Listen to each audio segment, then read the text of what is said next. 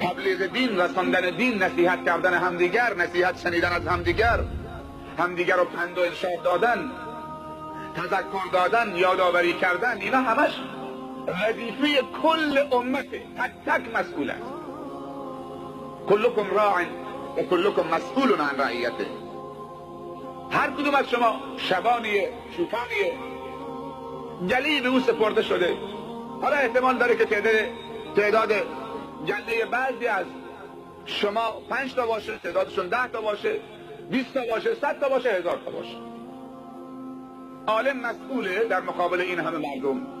امام جمعه مسئوله، کدخدای شهر، رئیس سفیر شهر و رئیس شورای شهر مسئوله.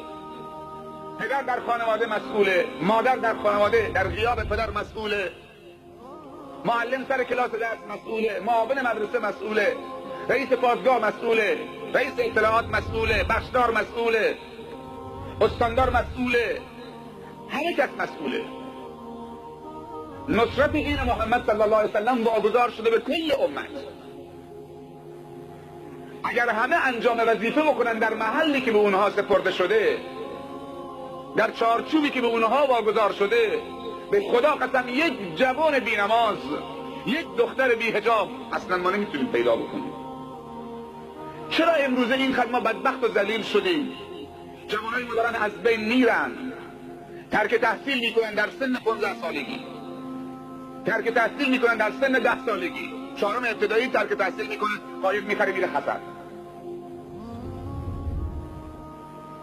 چرا این همه بدبختی دامنگیر ما شده؟ بخاطر که نه علما انجام وظیفه میکنن، نه معلمین، نه بزرگترا و ریشسفیدا، نه کسانی که صاحب قدرتن در شهر و محل.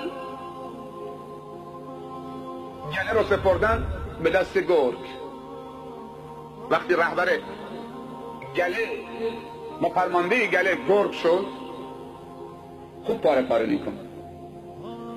امت محمد صلی الله علیه وسلم رها کردن به دست گرگ. گرگ همون ابلیس، گرگ این امت ابلیسه. و چطوری داره پاره پاره میکنه؟ ایضا این نیست که یه نفر، یه دختری داره میرقصه یا یه جوانی داره شراب میخوره این پاره پارش کرده. نه، بچه‌ای 10 ساله که 4م ابتدایی میخونه، ترک تحصیل میکنه، دنبال باباش میره خطر، امت رو پاره پاره کرده. بی سواد کردن دختر و پسر ما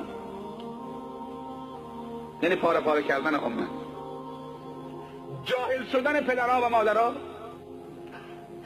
دنبال علم و دانش نرفتن. یعنی هیچ مجتمعی با جهل ترقی نکرده.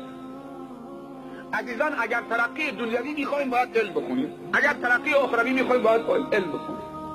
هیچ موقع تو دیندار نمیشی با جهل. محاله که تو به خدا برسی، واقعا بنده مطیع و درستی باشی و حلال و حرام رو درست انجام بدی و مراعات بکنی و حد حدود خداوندی رو درست انجام بدید، مگر اینکه اول عالم باشید و بعد خداوند رو بر اساس علم بپرستید. این مراتب گوش بده. اول خداشناسی، قبل از خداشناسی خودشناسی. اول خودتو شناختن که تو چه کاره هستی اصلا. اول خودشناسی، بعد خداشناسی، بعد خدا پرستی. مگر میشه خداوند رو بدون اینکه تو خودت بفهمی که تو چه کاره هستی و بدون اینکه خداوند رو بشناسی خدا رو بپرستی؟ اون کسی به خدا نزدیکتره که خدا رو بهتر شناخته و قبل از اینکه خدا رو بهتر بشناسه خودش رو بهتر شناخته. این انحراف و کجروی و این تخلف و رجعیتی که در امت محمد صلی الله علیه وسلم امروزه مشاهده میشه، که در گذشته مشاهده نمیشد در صدر اسلام، نتیجه جهلشون به دینشونه. و این تخلف و بدبختی دنیوی که نصیبشون شده و عدم ترقی، نتیجه جهلشون به دنیایی که درش زندگی میکنن. اسلام هم علم دنیا میخواد و هم علم آخرت میخواد. غیر از اسلام فقط علم دنیا رو میخواد که با علم دنیا رو آباد بکنه. نه، کافی نیست که تو به کره ماه برسی و خدا رو نشناسی و نماز نخونی. به کره ماه برو نمازم بخون، دکتر مهندس بشو نمازم بخون. این ارزش داره.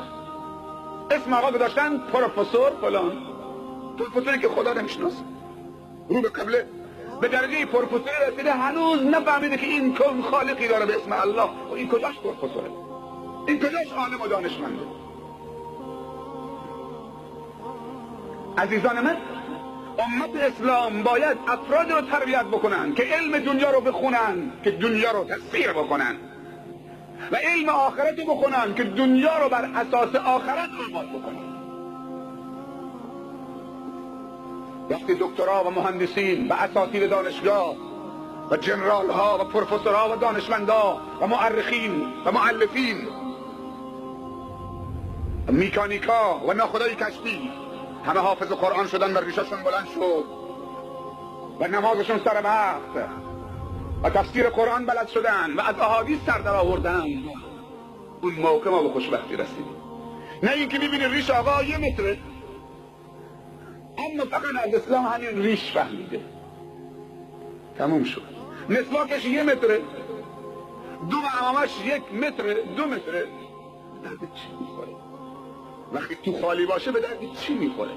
از اون طرف هم میبینیم آقا دکتره، قلمش سر جیبش، گوشیش هم تو گوشش، در میذاره به سینش، اما 2 تیغه کرده، سیبیلش هم تراشیده. اون دکتر هم به درد چی میخوره؟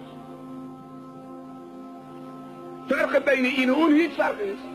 دکتر مسلمان بوی مسلمونی ازش نمیاد، اصلا از علم و تقوا و دین و دیانت و ایمان چیزی سرش نمیشه. اون آقا و بابایی هم که ریش گذاشته بازم